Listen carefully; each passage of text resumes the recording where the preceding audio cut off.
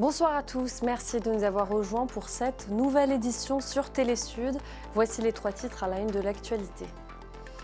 L'ouverture du procès Mahamat Saïd Abdelkani à la Cour pénale internationale ce lundi, considéré comme le premier des responsables de l'ex-coalition Seleka. Il est accusé de crimes de guerre et de crimes contre l'humanité qu'il aurait commis quand il dirigeait l'Office central pour la répression du banditisme après la prise de pouvoir de Michel Djotodia en mars 2013. Le divorce est-il prononcé entre le Niger et le Mali à la tribune des Nations Unies ce week-end?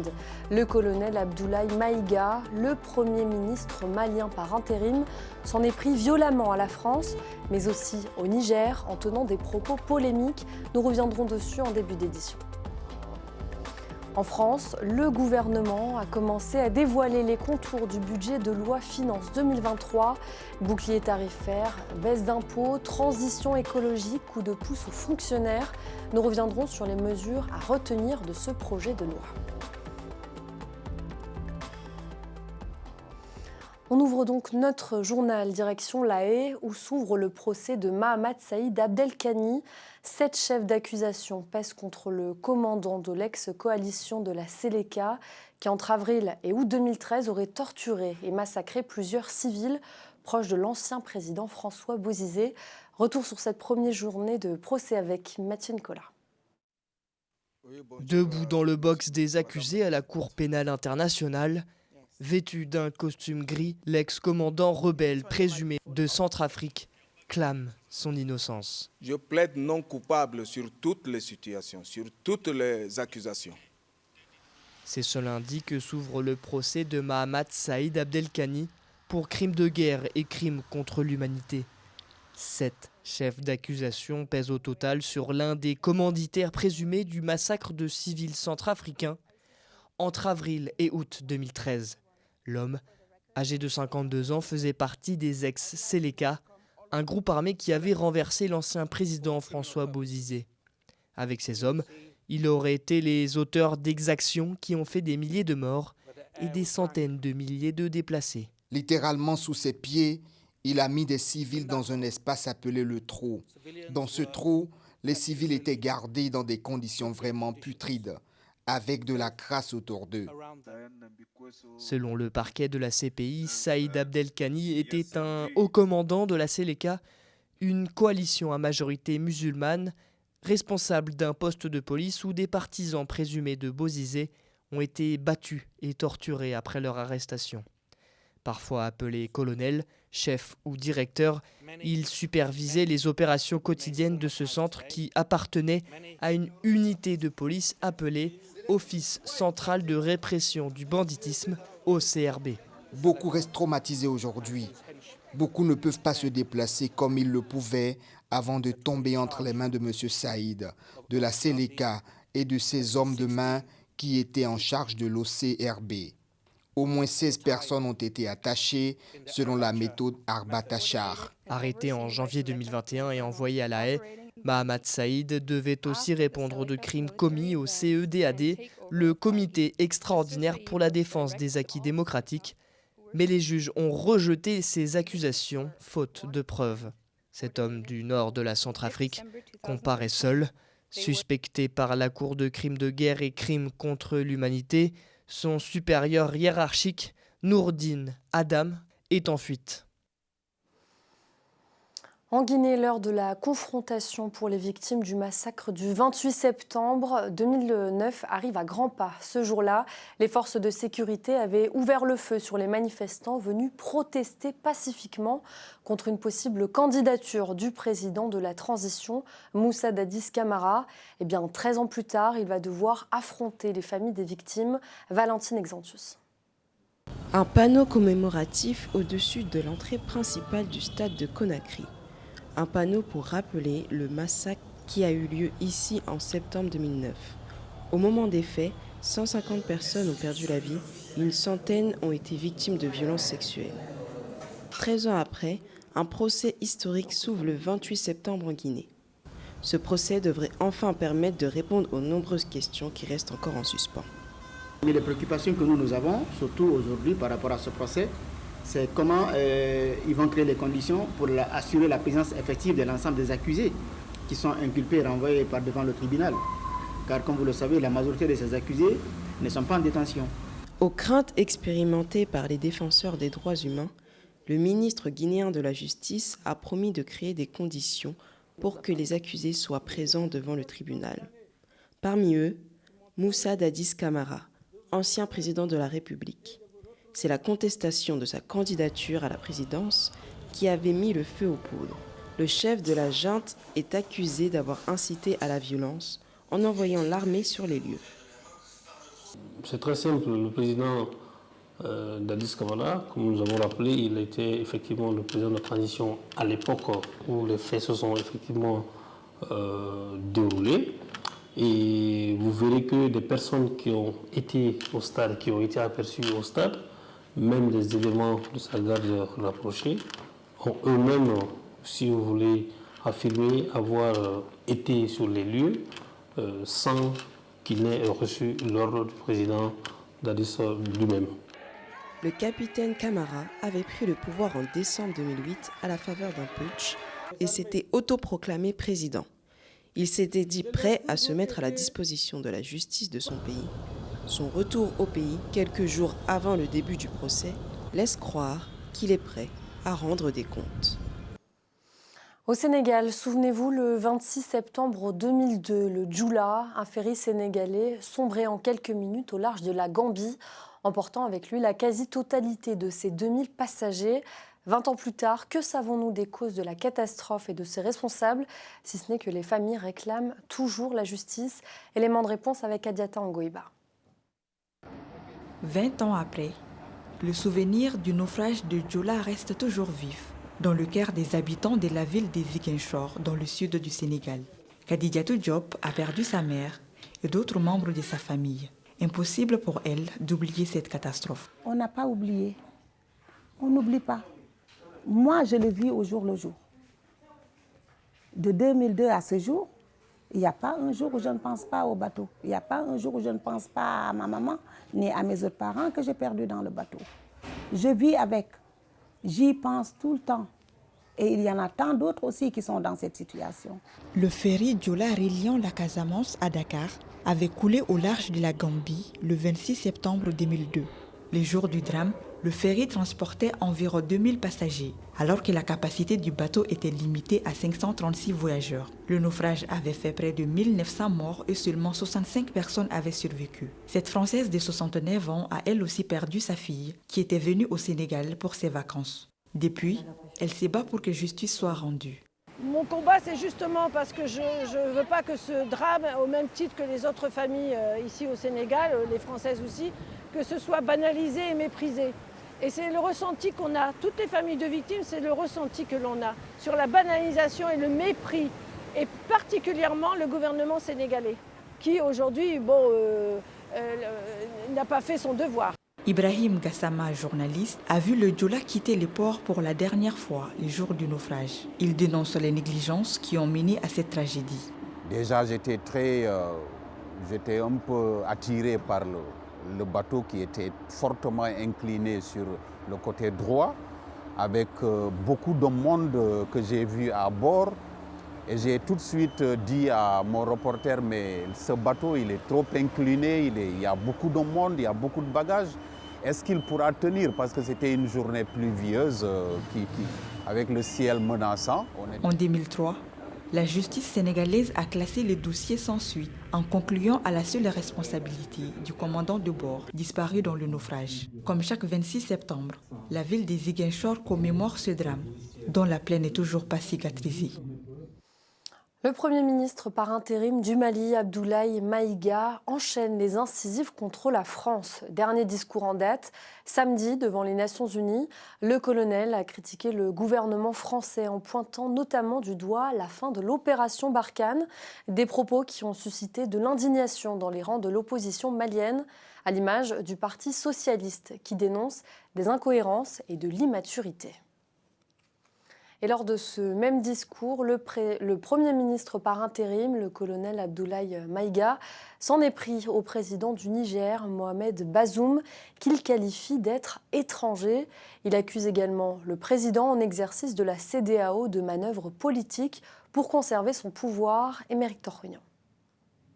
Du secrétaire général de l'ONU à la CEDEAO et son président en exercice Oumarou Sissoko Embalo, en passant par Mohamed Bazoum du Niger qualifié d'étranger, le Premier ministre malien n'a épargné personne. Abdoulaye Idrissa Maïga, dans son discours samedi devant l'Assemblée générale des Nations unies, n'y est pas allé de main morte. Le secrétaire général des Nations unies n'est pas un chef d'État et le président en exercice de la CEDEAO n'est pas un fonctionnaire. La seconde relève de l'identité de M. Bazoum, l'étranger qui se réclame du Niger. M. Bazoum n'est pas un Nigérien, son comportement nous le reconforte totalement dans notre constat. Des propos tenus en réaction à la position du président nigérien dans la crise diplomatique entre le Mali, la CEDEAO et la communauté internationale. Face aux déclarations du Premier ministre malien par intérim, jugées insultantes, la réaction de la classe politique nigérienne ne s'est pas fait attendre. Un haut responsable de l'Assemblée nationale du pays demande la rupture des relations diplomatiques avec Bamako. La junte malienne au service de Moscou est allée trop loin. Par conséquent, nous demandons le rappel de notre ambassadeur au Mali, ainsi que la rupture des relations diplomatiques jusqu'à ce que ces soldats reviennent sur le chemin droit et présentent officiellement leurs excuses au président de la République et au peuple nigérien. À la tribune de l'ONU samedi, le Premier ministre malien ne s'en est pas pris uniquement au Niger, à la CEDEAO ou encore à l'ONU. Il a accusé la France d'avoir abandonné le Mali en plein vol dans la lutte contre le terrorisme et qualifié les autorités françaises de junte au service de l'obscurantisme. Abdoulaye Idrissa Maïga a en revanche salué, selon ses propos, les relations de coopération exemplaires et fructueuses entre son pays et la Russie. Désormais, à part la CEDEAO, l'ONU, la France et la Côte d'Ivoire, le Mali se dresse ouvertement contre le président du Niger voisin, avec qui il partage plus de 800 km de frontières. Après des mois de mobilisation et de débats entre opposition, partis au pouvoir et société civile, une pétition pour un référendum constitutionnel a finalement vu le jour ce lundi en RCA. Vendredi dernier, la Cour constitutionnelle centrafricaine avait annulé un décret qui devait mettre en place un comité chargé de rédiger une nouvelle constitution. Les détails avec Émeric Torrignan.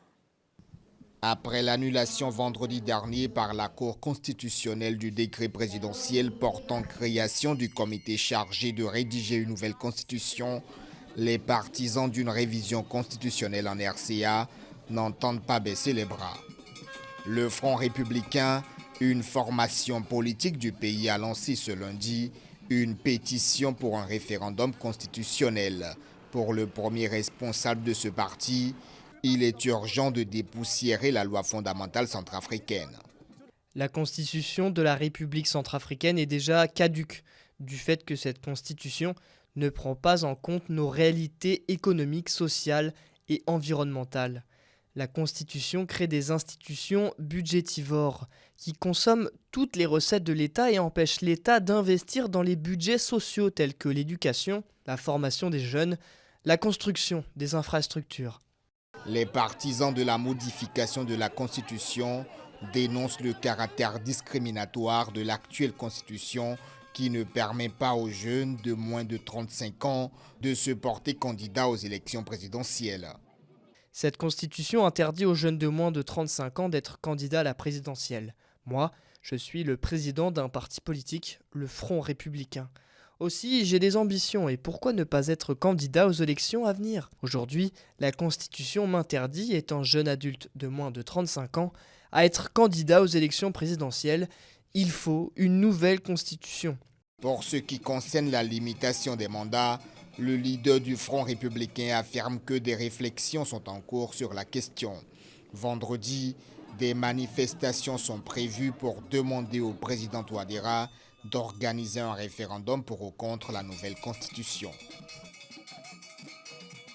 Santé à présent, en Ouganda, 16 cas d'Ebola ont été recensés dans le pays depuis la semaine dernière, dont 4 seraient morts en 3 jours. Tous ces cas et ces décès sont localisés dans la région de Mubende, à environ 150 km à l'ouest de la capitale Kampala, où aucun cas n'a été pour le moment découvert. En RDC, les activités paralysées à Goma pour dénoncer la présence du M23, une fusillade dans une école russe et 41 décès en Iran après les manifestations qui secouent le pays. C'est le reste de l'actualité réalisée par Radiatan Ngoïba. En RDC, les activités sont paralysées depuis ce lundi matin à Goma, à l'est du pays. Les habitants de la zone sont restés chez eux suite à l'appel d'organisation de la société civile pour dénoncer l'occupation d'une localité de la région par les rebelles du M23. Depuis plus de 3 mois, Bunagana est occupé par le M23. Selon la population, aucune offensive n'a été menée jusque-là contre les assaillants par les autorités congolaises. Les habitants réclament aussi la levée de l'état de siège en vigueur, une mesure exceptionnelle instaurée en mai 2021 par le président Félix Tshisekedi. Objectif, mettre fin à l'insécurité causée par la présence de dizaines de groupes armés dans les provinces du Nord Kivu et de l'Ituri. En Russie, au moins 13 personnes ont été tuées et 21 blessées au cours d'une fusillade. L'attaque a eu lieu ce lundi dans une école d'Ijevsk dans le centre du pays. L'annonce a été faite par le comité d'enquête de Russie. Selon le comité, l'assaillant se serait suicidé après son acte. Un acte que le président Vladimir Poutine a qualifié d'attentat terroriste inhumain. Les enquêteurs ont également indiqué qu'il s'agissait d'un ancien élève de l'école en question. Selon le ministère de la Santé, les moyens nécessaires ont été déployés pour aider les victimes. Les manifestations se poursuivent en Iran. De nombreux manifestants sont de nouveau descendus dans les rues dimanche afin de protester contre la mort de Massa Amini, arrêté par la police des mœurs. Selon un bilan officiel, la répression a déjà fait au moins 41 morts. Plus de 1200 manifestants ont également été arrêtés. Les protestations se poursuivent malgré les menaces de la justice. L'Union européenne a jugé injustifiable et inacceptable l'usage généralisé et disproportionné de la force contre les manifestants en Iran. Inflation, transition écologique, fonctionnaires, enseignants. Ce lundi, le gouvernement a dévoilé une partie des mesures du projet de loi de finances 2023. Le texte devra ensuite être discuté à l'Assemblée nationale. Que retenir de ce projet de loi? Élément de réponse avec Valentine Exantus. Derrière le pupitre, tour à tour, les ministres du gouvernement présentent les grandes lignes du projet de loi de finances pour l'année 2023. Surveillance des dépenses à l'euro près et protection des Français contre l'inflation, ce sont là les maîtres mots de ce projet de loi. Pour Gabriel Attal, chargé des comptes publics, il est impératif de maintenir le déficit public à un certain seuil du PIB. Ça veut dire quoi? C'est-à-dire que nous avons un cadre. 5% de déficit à ne pas dépasser l'an prochain. Je rappelle que nous avons réduit le déficit public ces dernières années. Il était de près de 9% en 2020, 6,4% en 2021. Il est de 5% cette année. Il sera à nouveau de 5% l'an prochain. Nous agissons avec un cadre. Protéger nos finances publiques. Malgré les promesses qu'offre ce projet de loi et une prévision de croissance autour de 1% pour 2023, le Haut Conseil des finances publiques estime que les hypothèses macroéconomiques du gouvernement sont exagérément optimistes. Des critiques que le ministre de l'économie Bruno Le Maire entend, qui entourent cette prévision, notamment la guerre en Ukraine. Mais le ministre de l'économie reste confiant. Nous poursuivrons la réforme de l'assurance chômage. Et la Première ministre a déjà présenté des orientations à ce sujet, en rappelant qu'il y avait aujourd'hui des centaines de milliers d'emplois qui n'étaient pas pourvus et que donc il était légitime de modifier à nouveau les règles de l'assurance chômage. Nous mettrons également en œuvre une réforme des retraites.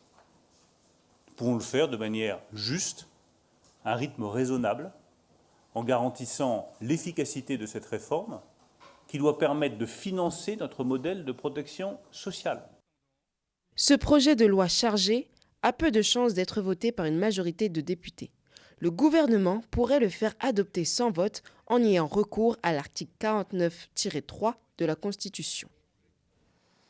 24 heures après l'annonce de la victoire de Giorgia Meloni, leader du parti d'extrême droite Fratelli d'Italia, aux élections législatives en Italie, la population est mitigée.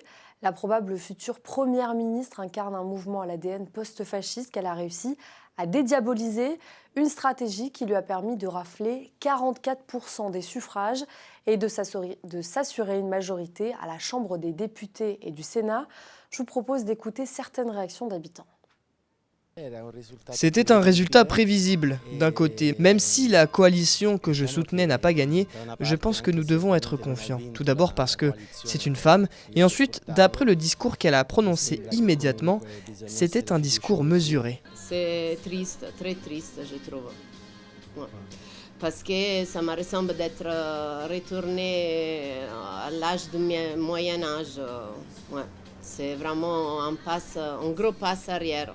Et j'ai peur de tout ce qui peut arriver à l'Italie. Je pense que c'est une petite catastrophe pour l'Italie et pour l'Europe. Mais je ne suis pas trop pessimiste, car les Italiens, dans les situations problématiques, trouvent toujours une solution. C'est un fait culturel profond. L'Italie a toujours connu des drames dans son histoire, et celui-ci en est un autre. Coup de projecteur maintenant sur l'Afrique qui avance avec les femmes congolaises qui ont décidé d'apprendre des métiers d'hommes pour voir leurs perspectives d'emploi se décupler.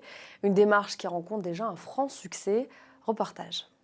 Difficile de passer inaperçu au milieu de tous ces garçons. Grace Roulendi est l'identité remarquable de la vingtaine d'étudiants de l'Institut de formation Raoul F, assigné à une science pratique de manipulation des grues dans la zone industrielle de Pointe-Noire, la capitale économique du Congo. La motivation a visiblement pris le pas sur les préjugés. Nullement ébranlée par un environnement défavorable, Grace a suivi le choix de son cœur. En fait, j'ai toujours rêvé de faire un métier des hommes. Malgré les gens ont parlé, les gens m'ont dit que non, c'est pas bien pour toi, mais moi, je suis restée moi. J'ai fait ce que je voulais faire et moi personnellement, je pense que quand une femme fait un métier des hommes, il est beaucoup plus sollicité. Mais comment est-ce que cette jeune dame issue du quartier populaire de Makayabou se sent-elle au milieu de tous ces hommes? Regrette-t-elle son choix? J'aime ça. J'aime faire un métier là où tu es remarquable en fait.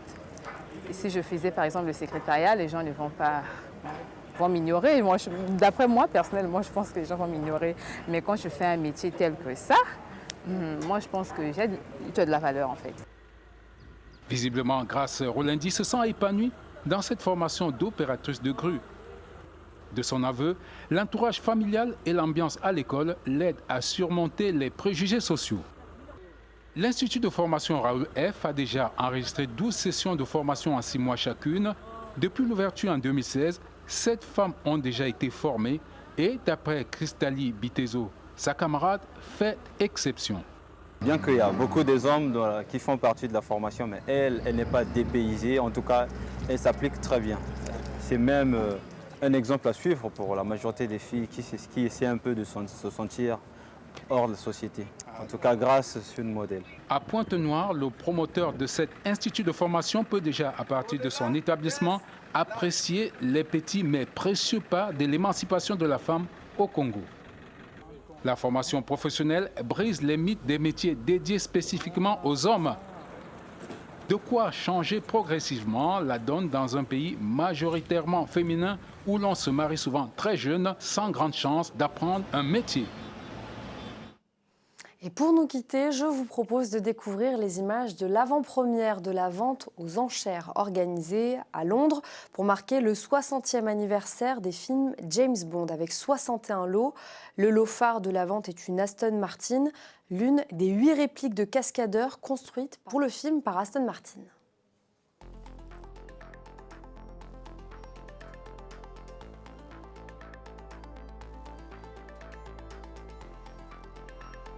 C'est la fin de cette édition. Merci à tous de l'avoir suivi. Bonne suite de programmes sur Télé Sud et continuez à vous informer sur notre chaîne.